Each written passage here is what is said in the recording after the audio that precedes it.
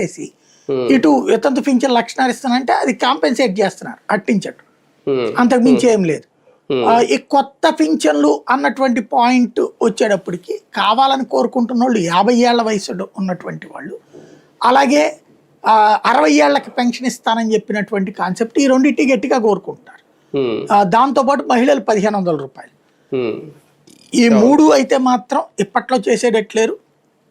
Maybe ఎలక్షన్స్కి ఒక 5-6 నెలల ముందు అనౌన్స్ చేస్తారు. ఈ లోపు అద్భుతమే జరుగుతుందన్న ప్రచారం అయితే నడుపుతారు. అంటే వితంతు పింఛన్లు 1,50,000 లెక్క చెప్తున్నారు.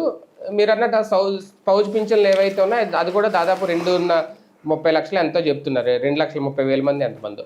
అంటే ఇది ఇప్పుడు అదనపు ఖర్చుగా చెప్తున్నారు. ఒక 61 కోట్ల రూపాయలు నెలకి ఖర్చు అవుతుంది ఈ వితంతు పింఛన్లు 1,50,000 మందికి ఇవ్వడం వల్ల అనేది. అది ఏడాది చూసుకుంటే చాలానే అవుతుంది.